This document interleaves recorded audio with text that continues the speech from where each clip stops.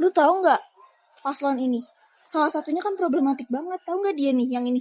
Gak tahu gue, emang itu siapa? Mending main ini aja seru. Lah, gimana sih? Lu harus tahu lah, lu kan nanti juga nyoblos. Lu nggak pernah melek ya soal politik di Indonesia? Gak pernah, gue mau golput mulu, mending main game terus aja. Lah, kita kan mahasiswa, generasi muda tuh penting banget tahu buat masa depan negara. Gimana sih? Mahasiswa lain aja yang ngisi, kenapa gue? Mending gue golput main game. Lah, nggak jelas.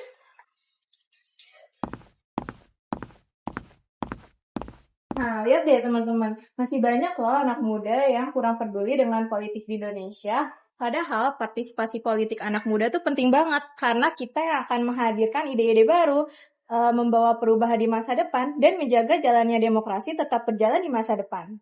Nah, di sini kita akan kasih kalian video edukasi dan juga tips untuk memilih calon pasangan yang bijak untuk di masa depan.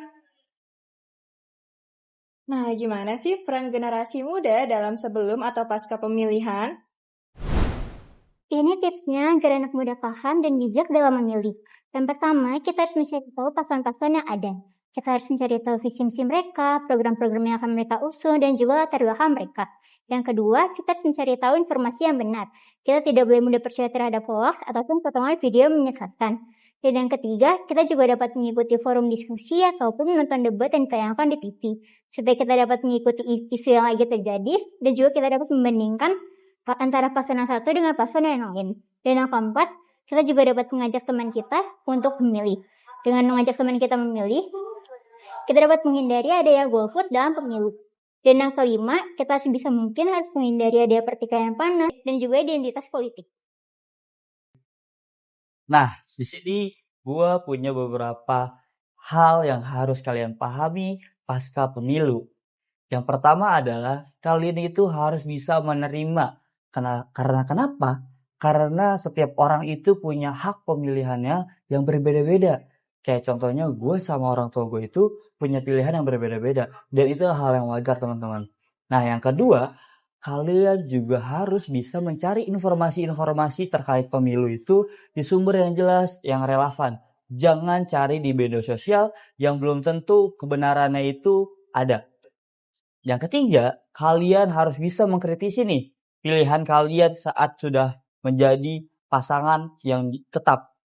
Tetapi, kalian juga harus punya cara. Yang pertama mungkin caranya dengan sopan dan yang membangun gitu teman-teman. Jangan malah bikin kericuhan. Dan ketika ada kericuhan di lingkungan kalian tuh harus bisa menciptakan lingkungan yang damai, aman, dan nyaman teman-teman. Terima kasih. Pada akhirnya, demokrasi bukan hanya sekedar siapa yang dipilih, tetapi juga bagaimana proses kita selaku anak muda untuk mengawal prosesnya. Peran kita bukan hanya sekedar di bilik suara, tetapi kita juga harus mengawasi, mengkritik, dan juga berkontribusi. Maka dari itu, marilah kita terus bersuara, bergerak, dan memastikan bahwa pemilu tetap menjadi milik rakyat. Pemilu memang sudah selesai, tetapi peran kita tidak akan pernah berakhir.